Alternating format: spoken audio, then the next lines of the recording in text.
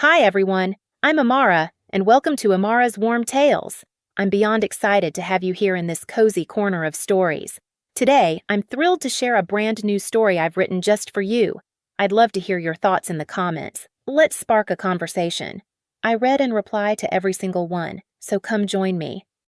Now, let's dive into the story. Her heart stopped on a scorching savannah lawn, her body collapsing as a stern cop towered over her, oblivious to her fading life. Aaliyah Jackson, a fragile mother from Georgia, had fought anorexia for years, her spirit broken by shame, until that moment changed everything. As she floated above her lifeless form, a radiant light pulled her into a realm of love beyond imagination.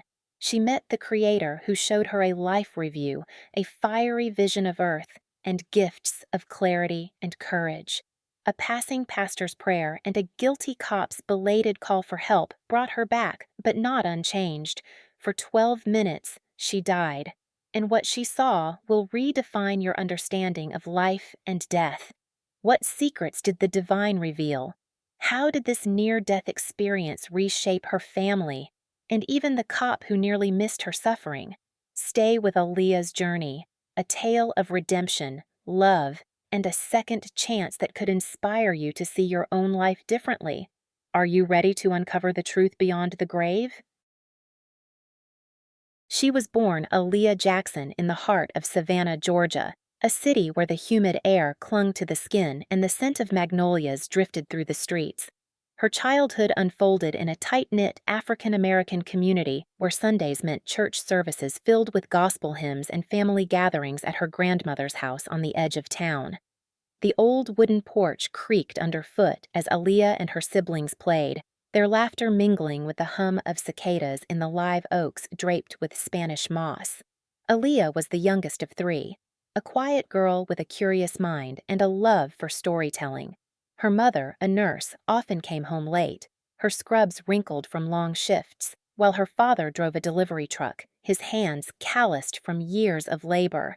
Aaliyah would sit on the floor of their modest living room, the faded floral rug beneath her, scribbling stories in a spiral notebook while the TV murmured in the background. She dreamed of becoming a writer, of seeing her name on the spine of a book in a library one day. Her teachers at the local elementary school praised her vivid imagination, often reading her stories aloud to the class. Tales of princesses in enchanted forests and brave adventurers sailing uncharted seas. But beneath her bright smile, Aaliyah carried a heavy burden. She felt the weight of expectations from her family, her community, and herself to be perfect. As a black girl growing up in the South, she often overheard adults at church or the grocery store murmuring about how she'd need to work twice as hard to prove her worth in a world that often judged her before she even opened her mouth. By the time she reached high school, those murmurs had burrowed deep into her psyche, turning into a relentless voice that whispered she'd never be enough. She threw herself into every activity she could, joining the debate team, writing for the school newspaper, and singing in the choir, her alto voice soaring during Sunday services. Yet, no matter how many awards she won, Aaliyah felt hollow. She began comparing herself to her classmates, noticing how the lighter-skinned girls seemed to get more attention, how her kinky hair and fuller figure didn't match the glossy images of beauty she saw in the fashion magazines her older sister brought home.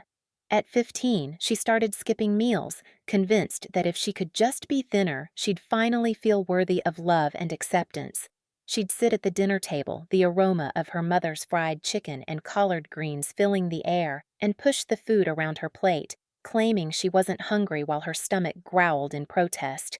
Her family didn't notice at first. They were too busy with their own struggles. But Aaliyah's anorexia took root, a silent thief stealing her vitality.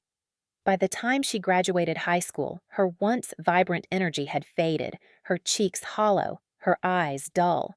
She earned a scholarship to a small liberal arts college in Atlanta, where she studied creative writing, hoping to chase her dream of becoming a published author. But the pressure to succeed only intensified, and her anorexia tightened its grip. She'd spend hours in the college library, the scent of old books surrounding her, writing stories that poured out her pain, tales of heroines who felt unworthy but found redemption. Yet she couldn't escape the voice in her head that told her she'd never be good enough. Aaliyah graduated with honors, her family beaming with pride at the ceremony, but the victory felt empty, a hollow echo in her chest. She moved back to Savannah, taking a job as a freelance writer while working part-time at a local bookstore, its wooden shelves lined with novels she longed to one day join. At 25, she met Marcus, a kind-hearted mechanic with a warm smile and a laugh that made her feel safe. He saw the beauty in her that she couldn't see herself, telling her she was like the stories she wrote, full of depth and magic. They married a year later in a small ceremony at their church, the stained glass windows casting a rainbow of light on the pews, and soon after, Aaliyah gave birth to their daughter, Nia. Motherhood brought moments of joy.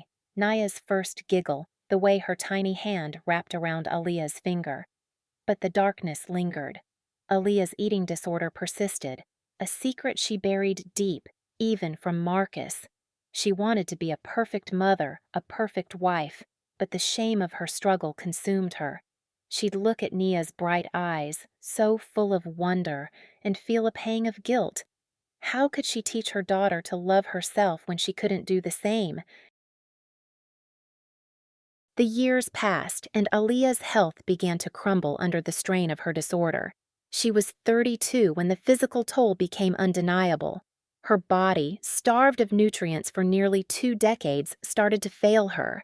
She'd wake up in the middle of the night, her heart racing, her breath shallow, as if her lungs were refusing to work. The bedroom she shared with Marcus was dark, the only sound the hum of the ceiling fan above, but Aaliyah would lie there, her chest tight, fear gripping her as she wondered if this was the night she wouldn't wake up. She'd feel dizzy spells at the bookstore, gripping the counter to steady herself while customers browsed obliviously, their chatter about novels fading into a distant hum.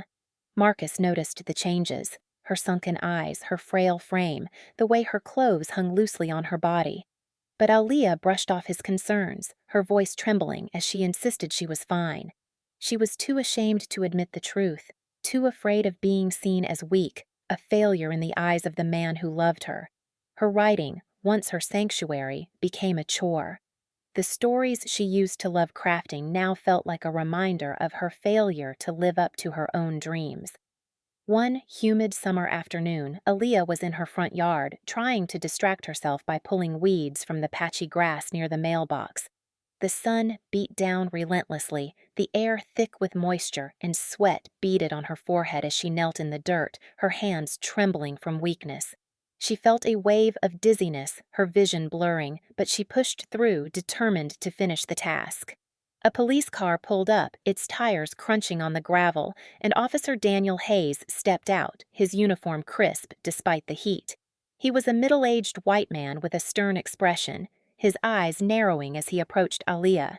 He'd received a complaint from a neighbor about the unkempt lawn, something about it violating a city ordinance, and he wasted no time in confronting her. He stood over her, his shadow blocking the sun, and began lecturing her about property standards, his tone sharp and accusatory. Aaliyah's heart pounded, not from his words, but from the growing tightness in her chest.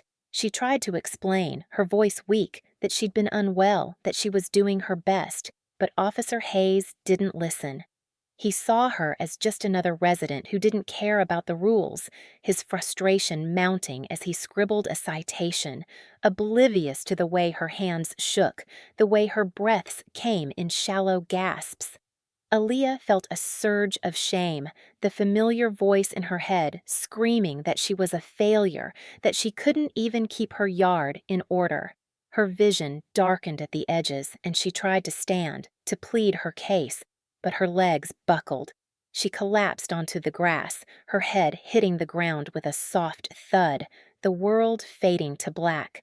Officer Hayes froze, the citation slipping from his hand as he realized something was wrong, but he hesitated, unsure of what to do, his training kicking in too late. At that moment, Pastor James Carter, a tall, gray-haired man in his late 50s, was walking down the sidewalk, returning from a visit to a parishioner. He'd known Aaliyah's family for years, having baptized her as a child at the First Baptist Church down the street. He saw her collapse and rushed over, his heart sinking as he knelt beside her, his hands trembling as he checked for a pulse. Her skin was clammy, her breathing non-existent, and he shouted for Officer Hayes to call 911, his voice breaking with urgency. Pastor Carter began praying aloud, his deep voice steady despite his fear, asking for God's mercy as he held Aaliyah's limp hand, her body still on the grass, the scent of earth mixing with the faint metallic tang of fear in the air.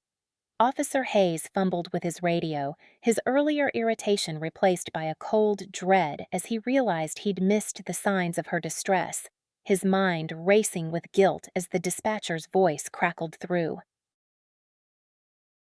Aaliyah found herself enveloped in a warm, golden light, as if the sun itself had wrapped her in its embrace. She felt weightless, her spirit soaring through a tunnel that shimmered with colors she'd never seen on Earth, hues of violet and amber that pulsed with life, like the heartbeat of the universe itself. The sensation was exhilarating, like flying at an impossible speed, yet she felt no fear, only an overwhelming sense of love that seemed to radiate from everywhere and nowhere at once, filling her with a peace she'd never known. As she traveled, she sensed a presence beside her, a being of pure light that she instinctively knew was an angel. The angel didn't speak, but Aaliyah felt its thoughts, a communication that transcended words, as if their minds were one. It conveyed a message of reassurance, letting her know she was safe, that she was loved beyond measure, a love that washed away the shame she'd carried for so long. The tunnel opened into a vast expanse, a realm that defied description, a cosmos of swirling galaxies, stars that sang in harmony with a melody that vibrated through her spirit, and a stillness that held the weight of eternity. Aaliyah felt a shift, the angel's presence fading, replaced by something even greater. It was the Creator, a presence so immense that it filled every corner of this celestial space, a boundless energy that felt like the source of all light and love. The Creator's essence was love itself, a love so pure that Aaliyah felt it seep into every part of her being, healing wounds she didn't even know she carried, wounds of self-doubt, of rejection, of feeling unworthy. She saw her life unfold before her, a panoramic display projected among the stars, as if the universe itself had become a screen. It began with her earliest memories, laughing with her siblings on her grandmother's porch, the creak of the swing under them, the taste of her grandmother's lemonade on a hot summer day, writing her first story in a notebook her mother bought her, the pencil scratching against the paper as she lost herself in a world of her own creation. The images moved forward, showing her high school years, the pain of her eating disorder, the way she'd hide in the bathroom after meals, her fingers trembling as she fought the urge to eat, the joy of Nia's birth, the warmth of her tiny body in Aaliyah's arms, the overwhelming love that made her heart ache, and the quiet moments of love with Marcus, the way he'd hold her hand during church, his thumb brushing over her knuckles. Each scene was infused with the Creator's love, and Aaliyah felt no judgment, only understanding, a gentle reassurance that she had always been enough. She saw the moments she'd overlooked in life, the times she'd helped a struggling classmate with their homework, staying late after school to explain a math problem. The stories she'd written that touched readers, one woman emailing her to say her words had helped her through a dark time, the love she'd given Naya despite her own struggles, the lullabies she'd sung to her daughter each night. The Creator showed her that these acts, however small, were what truly mattered, that they were the threads of love that wove her life into the greater tapestry of existence. Aaliyah felt a wave of gratitude for her life, even its hardships, and for the first time she saw herself through the Creator's eyes. Beautiful, worthy, enough, her brown skin glowing with a divine light, her kinky hair a crown of glory. The vision shifted, revealing a tapestry of interconnected lives, threads of light linking her to every person she'd ever met, a shimmering web that pulsed with shared energy. The Creator's voice, a resonance that vibrated through her, told her that love was the thread that bound them all, that judgment was a human construct, not a divine one. Aaliyah wept, not from sadness, but from the relief of finally understanding her worth. Tears of light falling like stars into the cosmic sea around her. The Creator's presence grew even more profound as Aaliyah was shown a vision of the earth, a glowing orb suspended in the cosmic expanse, its oceans shimmering like liquid sapphire, its continents outlined in gold. She felt a connection to every soul on the planet, a shared energy that pulsed with life, a heartbeat that echoed her own. But the vision darkened. Flames erupted across the Earth's surface, a fiery storm that seemed to consume everything in its path, the orange and red tongues licking at the edges of continents, smoke rising in thick, choking plumes. Aaliyah's spirit trembled with fear as she thought of Nia, Marcus, and her family below. Her heart aching at the thought of them in danger, she pleaded with the Creator, her spirit crying out in anguish, asking why this was happening, begging for their safety, her love for them a tangible force that radiated from her. The Creator's response was a wave of sorrow, a grief so deep that it shook Aaliyah to her core, a mourning that felt like the universe itself was weeping. Amid the flames, she saw points of light rising from the earth, souls ascending toward a higher realm, their forms glowing with a soft, ethereal radiance. They were untouched by the fire, their spirits radiant with love as they soared past her, their light brushing against her like a warm breeze. The Creator explained that these were the souls who had chosen love, who had nurtured their connection to the divine, their lives a testament to kindness and compassion. But Aaliyah noticed other lights, dim and flickering, that remained trapped in the inferno, their glow barely visible through the smoke. The Creator's sadness intensified, a mourning for those who had turned away from love, who had let fear, anger, and judgment define their lives, choosing isolation over connection. Aaliyah felt the weight of this loss, as if each soul left behind was a piece of her own heart, her spirit aching with a shared grief.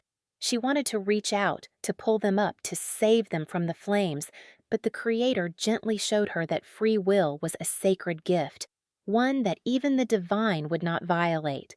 Those who remained had chosen their path, and the Creator grieved for them, not with anger, but with a longing for their return, a hope that they might one day find their way back to love. Aaliyah's spirit was filled with a new understanding of love's power, a lesson she knew she'd carry forever, that love was the only force strong enough to lift a soul, to heal a heart, to bridge the gap between the human and the divine. The Creator then turned her attention to a radiant garden that appeared before her, a place of infinite beauty where flowers bloomed in colors that shifted with every thought, petals of sapphire blue melting into golden yellow, then softening into a blushing pink. In the center stood a fountain, its waters sparkling with the essence of life itself, the sound of the flowing water a soothing melody that seemed to sing of eternity. The Creator told Aaliyah that she had been given gifts at birth, creativity, compassion, and resilience, and that she had used them even when she doubted herself. Her stories a gift to the world, her love for Nia a light in the darkness. But now, the Creator bestowed two more gifts, clarity and courage. With these, she was to return to Earth and share what she'd learned, to help others see the love that connected them all, to be a beacon for those lost in their own struggles. Aaliyah felt a surge of purpose, a fire igniting within her that burned brighter than any fear she'd ever known, a determination to live out this mission with every breath she had left. Aaliyah's journey back to her body was a stark contrast to her ascent. The tunnel she traveled through was dark and sluggish, as if the weight of the physical world was pulling her down, the shimmering colors replaced by a suffocating gray that pressed against her spirit.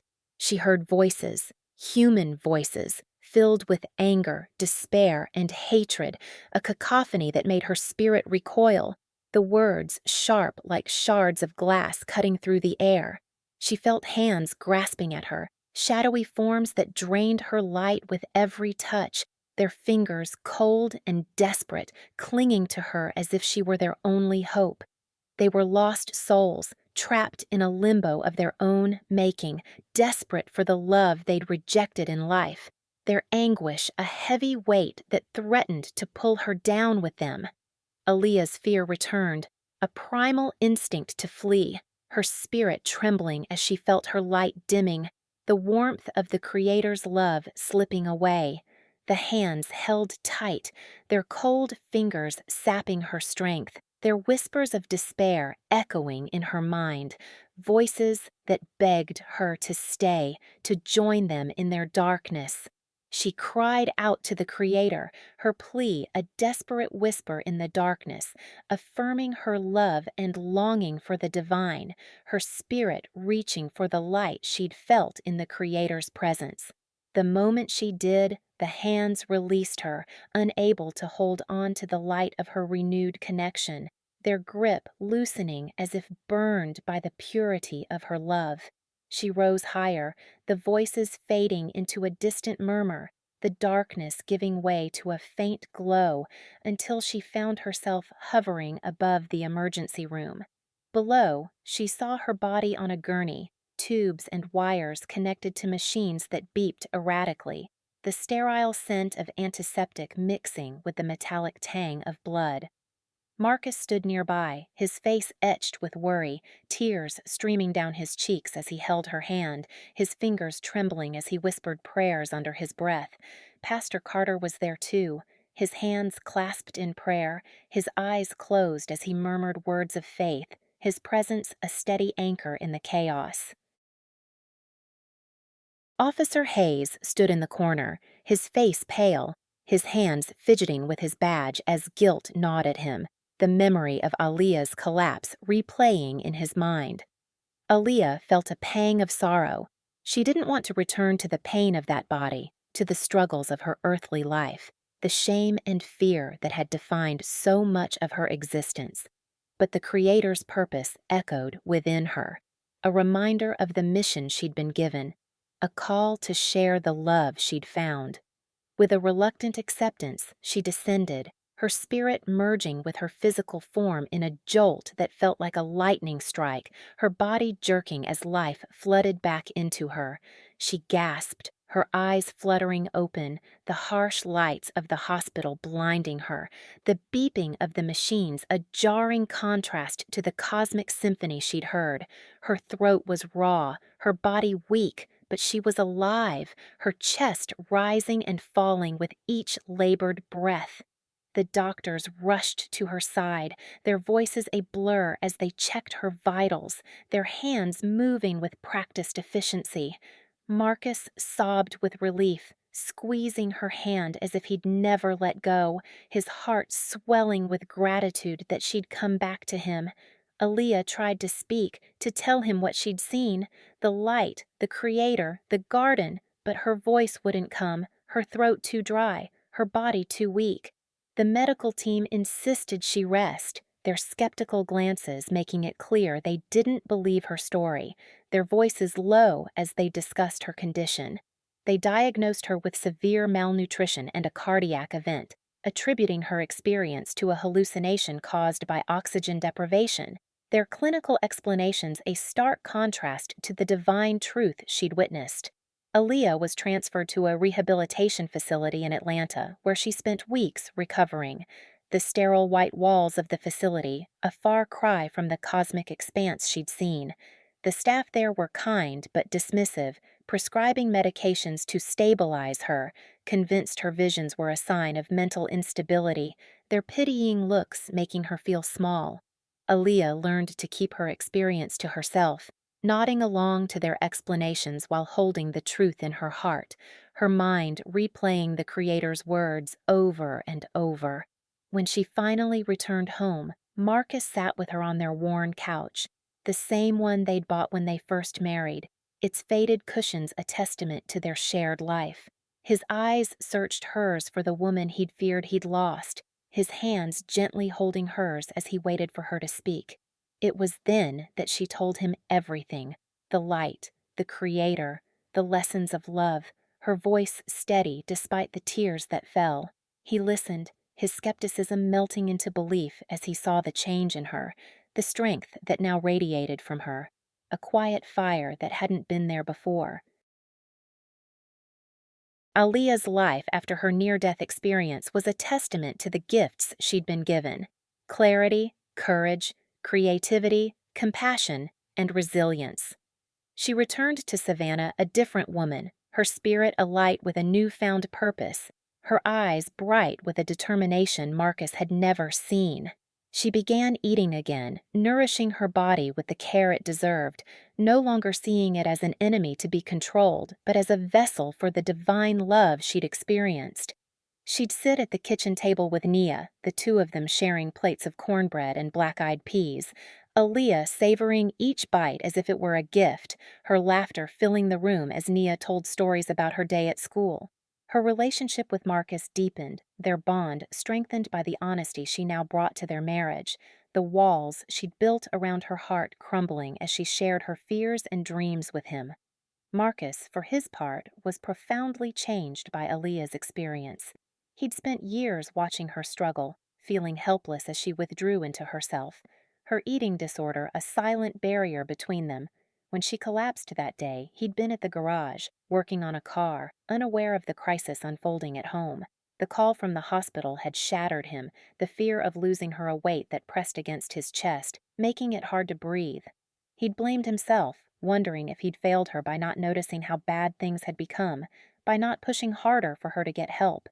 But hearing her story, seeing the light in her eyes as she spoke of the Creator's love, Marcus found a new understanding of life's fragility and the power of love to heal. He realized that his role wasn't to fix Aaliyah, but to love her unconditionally, to be her partner in the truest sense.